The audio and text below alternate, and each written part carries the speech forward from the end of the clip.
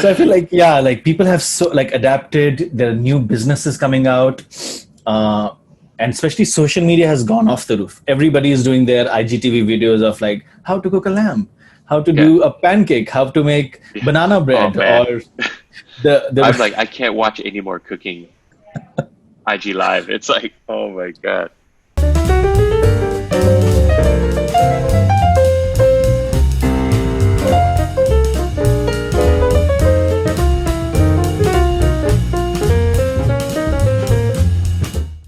What's up, Matt?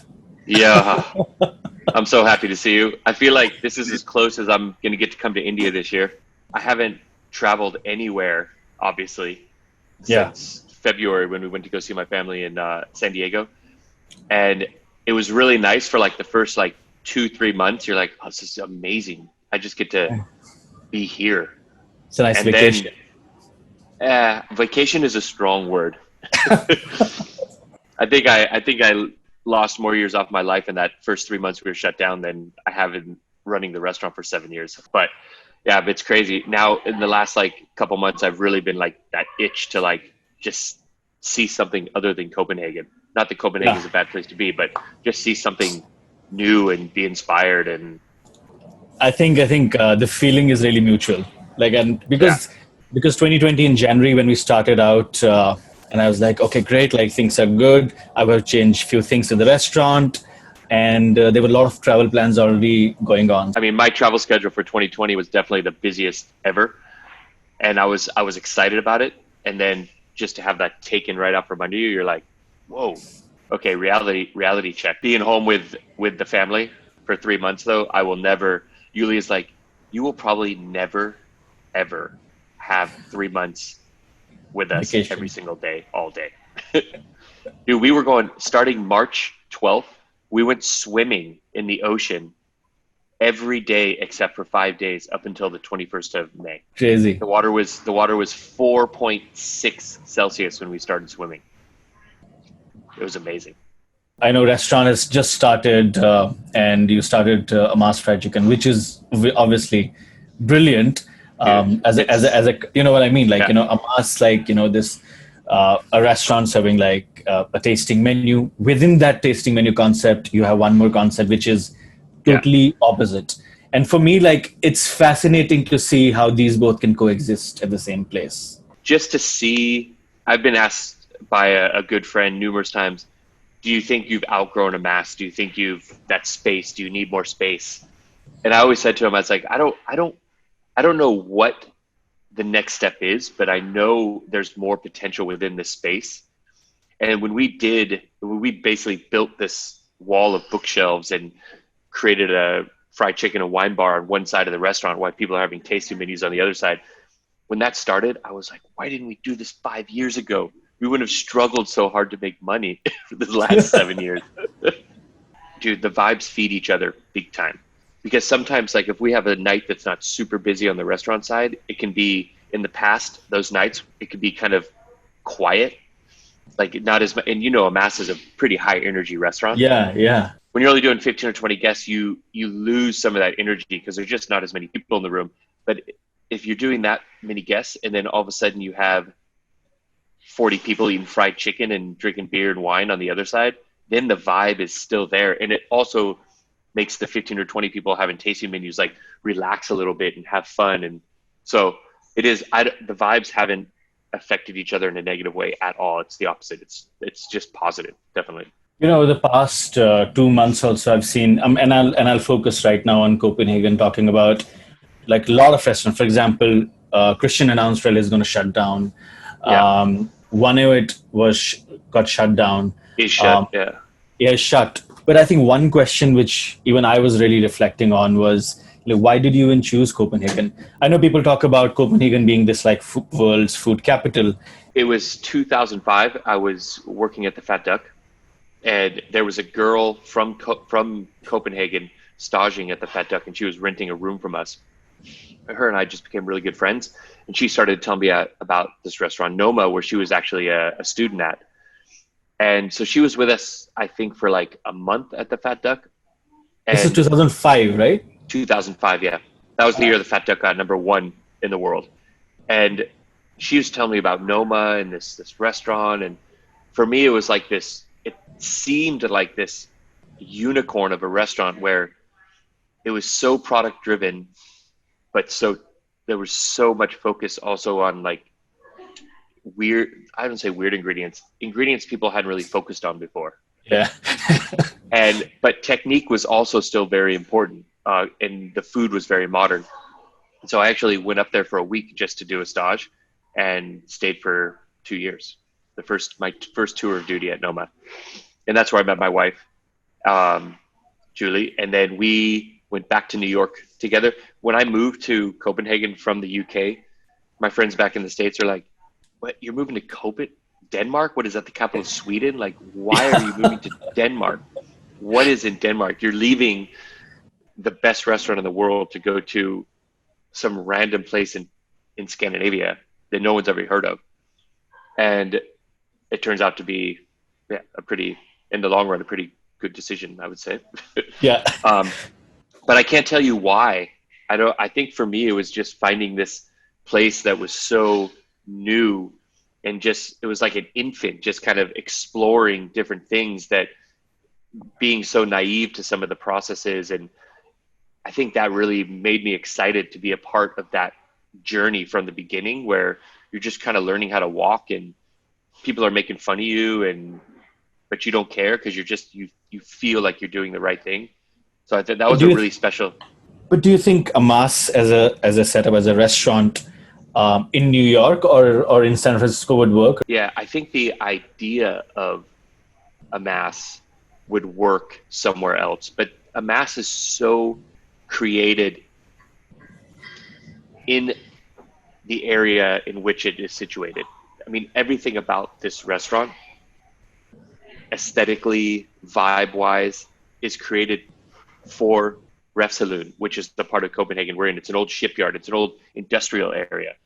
And it would be very hard to take this whole restaurant, pick it up, and just move it to another part of the world that didn't have the same vibe outside. It would just, I always think it's weird when you go to a restaurant and you are completely removed from the area in which the restaurant is situated. So one thing I really love about Masque, because you have this bespoke feeling, and you're in these old kind of textile, yeah, and it's like the windows from the old buildings, they fit so.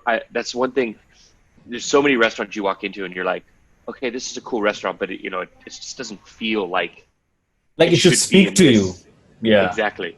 And it shouldn't feel any different from when you walk from the outside to the inside. It's like the inside should be an extension of the outside.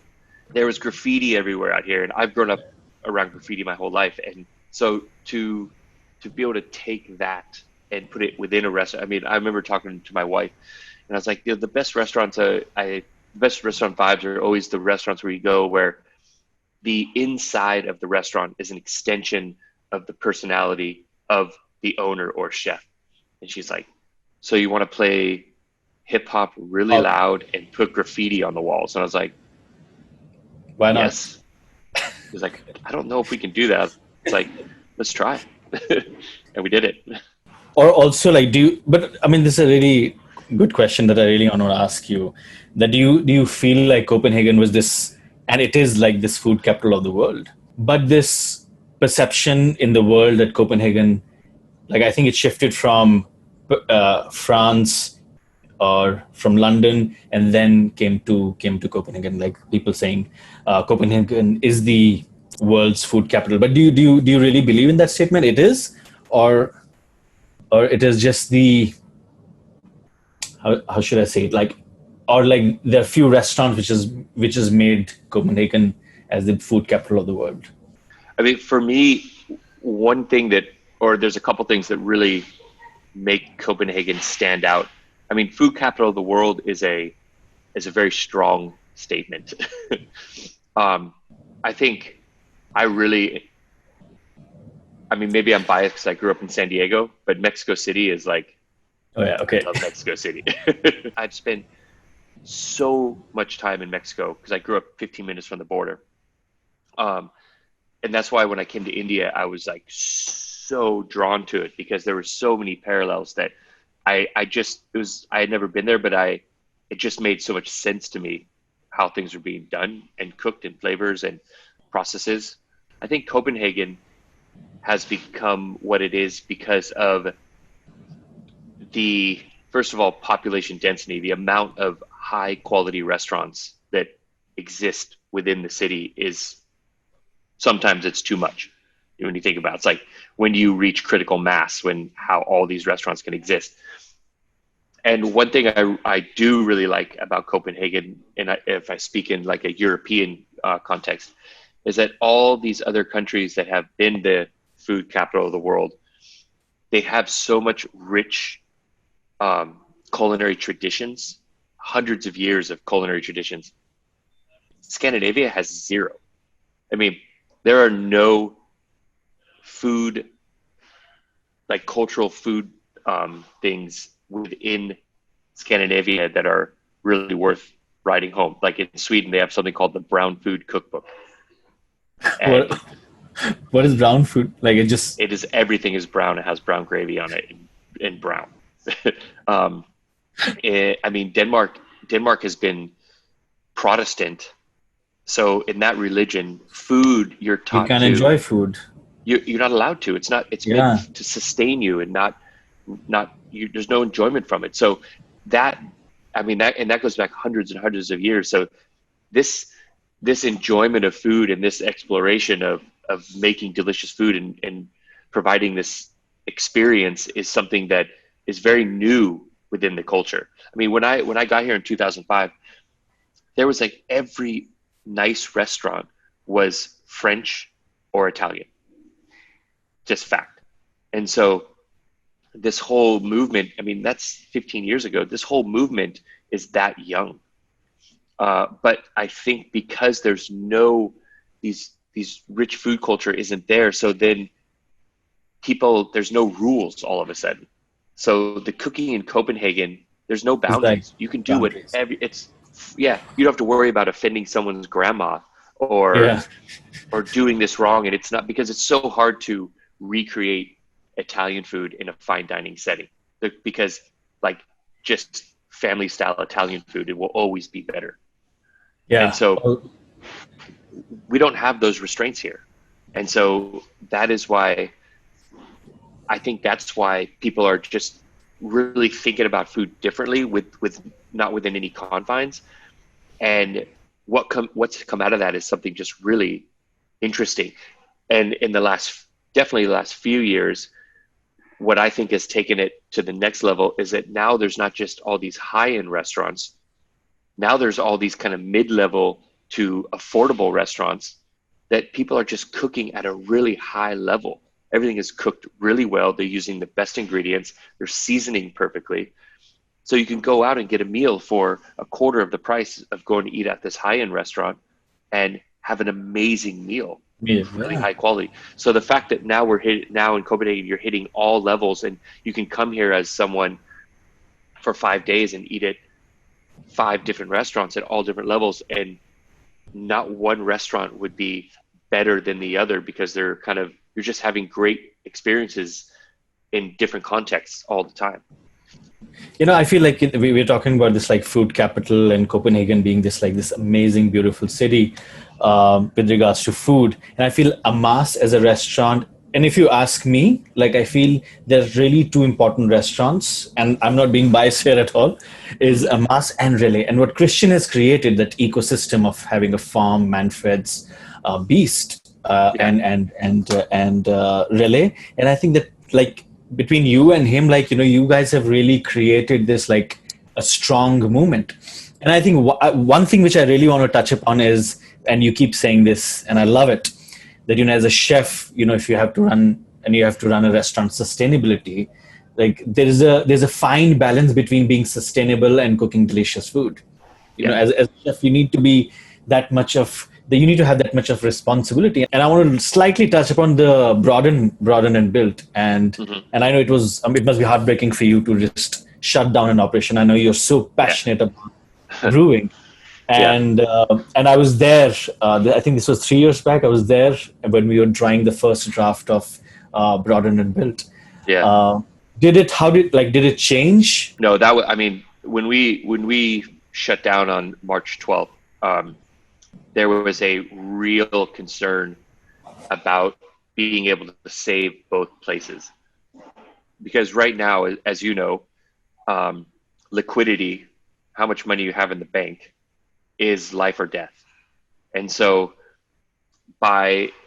we could have, and AMASS was, I mean, a brewery takes 2 years before you start making money. We were only a year into it, and we just didn't have the liquidity to burn for another year, like heavy burn, because of having to shut down.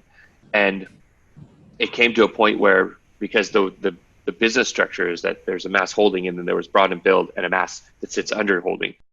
So if Broad and Build would have just kept sucking money to stay open, it eventually would have started pulling money from AMASS into it. And I mean, for me, AMASS it's the most important thing. It's my baby. Yeah. And so while I mean, I'm at peace with it now, of course. I mean, I've actually, they're dismantling the brew system today, ironically, because I just sold it last week. And so, but the only reason AMASS can survive is because we are able to shut that and sell everything inside, and then put that liquidity into AMASS to ensure its survival over who knows how long this is going to last, how we really see the impact of this. But that gives us a good cushion within AMASS to be able to make it through the winter, because the winter is, I mean, from our side, the winter is what everyone's worried about over here, because we've had, and it's been amazing. I mean, our demographic of guests has changed. I mean, we're like 99% Danish. We've always been 80% foreigners eating at AMASS, 90 in the summer. And so to see that switch and to see the interest from the locals. And of course, we've also shifted with our menus, and we used to do a 13-course menu for 1,200 krona. Now we do 8 to 9 servings for 700 krona. So also making it more accessible. It is a fucking steal, man. Yeah, exactly. It's a steal. It is. And I keep saying this a lot, that, you know, restaurants don't charge what they should be, honestly. And the kind of pricing that we have here, like, people say, oh, it's expensive. I said, dude, like, honestly, it is not expensive. If we don't charge, if we put everything in place, and if we charge the money how it should be, I mean, you'll be paying double the amount what you're paying right now. This is such a good conversation to have, and I've had this conversation so many times in the last 6 months with people, because you're right. If we were to take all of our costs, put it on the table, and then charge what we should charge to be able to pay the amount of staff we need to work not 80 hours a week, be able to use the products that we use. I mean, you're right. It would be, I mean, I even think it'd be more than double. I mean, we're doing a project with Copenhagen Business School right now to actually really look at the business case of AMASS and help us understand exactly what we should be charging to the general public for this to be a viable business case. Because restaurants in themselves are not viable business cases, no matter who you are. The more high end you get, the less money you make. Everyone thinks I remember some guy, I remember I posted something on Instagram and during the lockdown, and this guy comments like, oh, it shouldn't matter for you guys. You guys are all rich, driving around in your fancy cars. And I'm like, you have no clue of what it is to run a restaurant. You have no clue how hard people work, how much they put in it, how much they sacrifice in order for people to come in and have this experience. And in some way, I really want this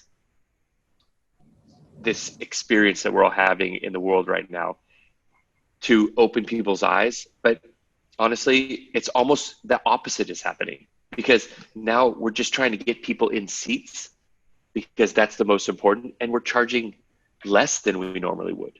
If we shift away from the negative aspect of that, because I'm really trying to look at every experience as the glass is half full right now. What this has done has really, in the kitchen and in the dining room, how we do service, has really allowed us to examine what we're doing and strip away a lot of the BS that we think is necessary, but the guests don't actually have any clue that it's happening, or they don't even care. And this has been a really interesting kind of experiment we've been doing, and just understanding in service what is really important and what is something that we think is important because we've always done it through our whole career, but in actuality is not that important. And people don't even, if you take it away, people have no clue that it's not even there. And so it's really, that's been a really interesting. Talking about this new normal, talking about post-pandemic. I know in India that a lot of restaurants are shutting down. Nobody's talking about it. Quite unfortunate. But I also see like a lot of new restaurants coming up with a smaller concept, really clear, clean, 7-dish menu, which keeps changing according to what they have. But tell me like how people have adapted, like other restaurants. I mean, I just want to know how people in the world are adapting, because sitting here in Bombay, in Mumbai, I only know like 10 things which are happening. Yeah. But I really want like how people are adapting. I mean, what has become very apparent is if you, and this is to us, and this also applies to a couple of my other colleagues in the city, is that if you want to make money with a restaurant, you really have to look outside the four walls of the restaurant. And the restaurant has to be a catalyst for other things. I mean, we have the research space, which is actually starting to really kick off right now. And we're being engaged by a lot of other companies, big food, to help them identify waste streams and turn them into something delicious. And so that's one thing. But I mean, there's a lot of people I know that are starting to do like multimedia stuff within the industry. So I feel like, yeah, like people have so like adapted. There are new businesses coming out, and especially social media has gone off the roof. Everybody is doing their IGTV videos of like how to cook a lamb, how to do a pancake, how to make banana bread, or I'm like, I can't watch any more cooking IG live. It's like, oh my God. But it's making stuff like, I think, really accessible, but it's also shown people that these things are important to promote your brand, if you will. I know a lot of people must be asking you this thing that I think if you can share like, two positives. I know there's so much negativity around in terms of pandemic, and it is sad what's happening in the world, but two of the positive things that, which you had or your experience, like what are the two positive things out of pandemic that you think has really sort of maybe helped you? So having to kind of pull back the whole company into our core, which is AMASS, and really focus on that to survive, to make it to the other side of this, has also really given me a lot of clarity on what's like really important to me and what I think that we need to do to have a bigger impact on the industry, maybe hopefully outside the industry. And that is really focusing on our core value and that way of cooking that we do with understanding byproducts and putting them through processes. And because by pulling back and really being able to focus on that, another one is hopefully people are going to realize what kind of situation the restaurant industry is in pre, during, and post-pandemic. How vulnerable we are because of the type of businesses that we run. And, you can be as passionate about something or as really want to do the right thing, but unless you can make a sustainable business model, and I just speak purely monetarily, you can't do any of the things that you're passionate about. So unless you have an angel investor that's just like, go for it. Yeah, wish we all had that. The guests need to understand that if you want to have these experiences, it costs money. And it's hard to say that going into like a pandemic, into a recession right after it. Yeah. You can't be charging 700 kroners for 8 servings. No, not for an extended period of time. Yeah. So it's just, it's that whole part of the industry that I'm hoping the general public starts to understand more. But I still think we need to talk about it more. And it's such a fine line to walk with that conversation, because people just don't understand. What's next in general, like everywhere all around the world? I think as a restaurant industry. Everyone is thinking, I don't really care anything about 2021 past May or June. Everyone is just trying to get to May or June next year, because then then we can open up. We can have hundreds of people having fried chicken in the garden, and but honestly, like we can't even think about anything past spring next year, because if we don't put 100% of our focus on now in understanding financially what we need to do to maneuver through this, then it doesn't matter if anything after spring if we don't make it there.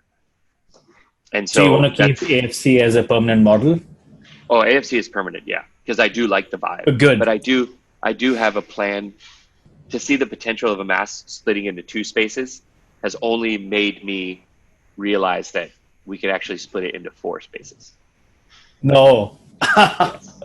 Are you converting something on top where the private dining was, where you're sitting? I mean, because this is a really nice space. Like it's a good vibe there, you know. This is going to be the research kitchen up here. Oh, okay. And then we'll have AFC, and then we'll split the room with 2 glass pane walls, have a private dining room / classroom where we'll bring chefs out to teach them about what we're doing here. And then AMASS turns into a 25, 30 seat restaurant with a bigger menu. That's the long-term plan. Well, talking about these classes, I recently also read that Stone Barns is shutting down, Dan is shutting down. Not shutting down, but they're completely out, and they'll be only doing guest chefs, and that's it. So that's what Stone Barns will be all about.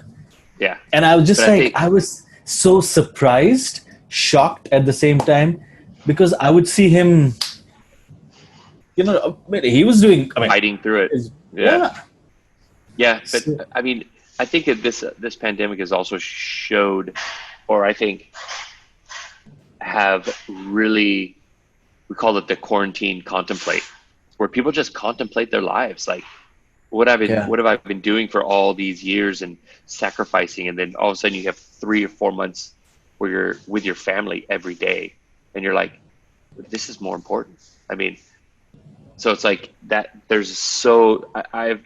I've talked to so many people where this is actually happening, and they're just like, I don't want to do this anymore. I need to find another way to live my life. And I mean, a couple of my guys are leaving because they're just like, I want to work less, and I want to just focus on stuff other than cooking. And of course I want to cook to make money, but I want to just do other stuff as well. And that's fair enough. And you can't really argue against that. Yeah. So that I think that's happening all over the world. I think everybody's going into this like a self-analysis mode. Everybody's thinking, oh, is this wrong? Is this right? Like, am I happy? Am I not? Like, there's just, I think it is taken, and a lot of people are, not talking about it. And they chose to talk about only one day, which is like World's Mental Health Day. But, it's a constant battle. Like, I think it has hit people mentally. Battle. And, just like these questions.